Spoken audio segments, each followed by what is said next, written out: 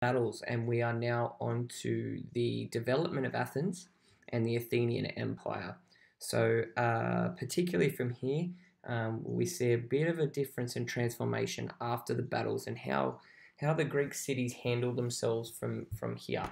So, something we are looking at for this dot point is the Delian League. Okay, hasn't had any for a while, but here are some terms and concepts that pop up during the video today.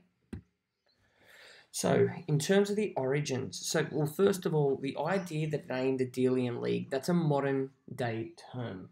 It wouldn't have been like that in its time. It would have been more like the Athenians and their allies, or the Confederacy of States, or something to that effect. It's also worth noting that there was already a Peloponnesian League at this stage, which is kind of like Sparta and their allies. And even before all of this, Athens was actually a part of the Peloponnesian League for a short time. But this is post-war, post-Second Persian War. So we're dealing at a time here when Persian influence is decreased incredibly.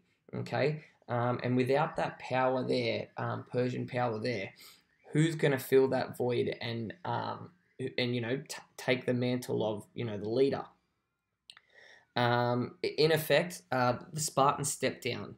We're going to learn about more why they do that more in detail, but essentially they aren't really worried about controlling land, controlling the sea. They're kind of okay with just sticking to themselves and controlling the land around them. They're not really ambitious to control more land, more territory, and stuff like that. Not so much for the Athenians though. So there's another meeting held, and they form a new maritime alliance, and Athens pretty much becomes the supreme leader of that. Okay, so supposedly they all vote, but how much voting power do all the cities have? Do all the member cities have? It's very likely that they don't all come with equal voting power. Now, the loophole that the Athenians use here is an interesting one. They get the allies to swear an oath. Okay, now they essentially swear an oath that to have the same enemies as the Athenians. Now, I hope that it already starting to ring alarm bells for you as how that can definitely be used to the advantage of the Athenians.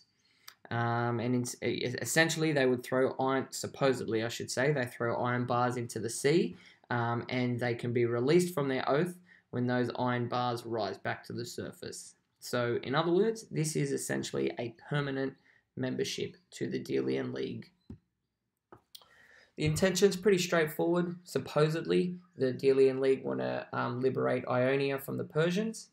They want to compensate from the damage suffered as a result of the Persians, and they want to maintain freedom after it had been won. In other words, guard against any future Persian threat.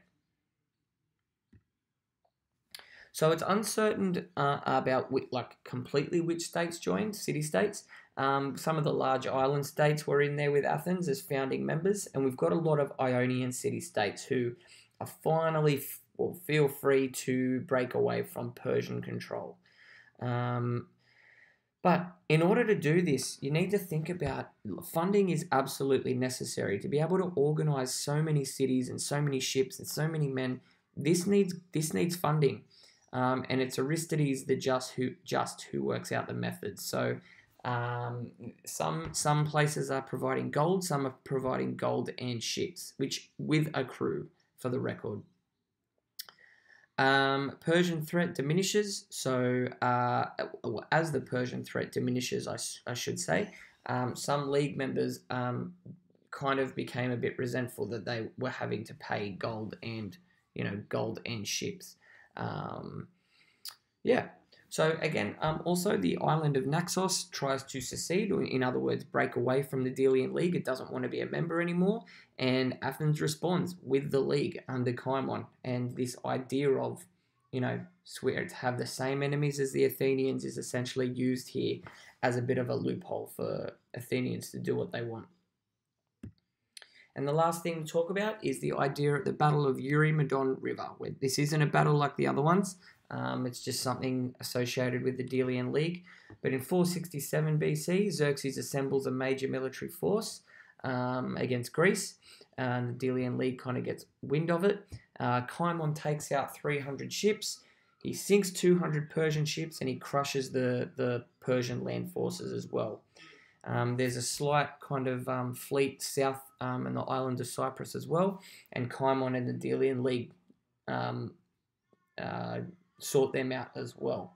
So this is just a basic overview of the Delian League.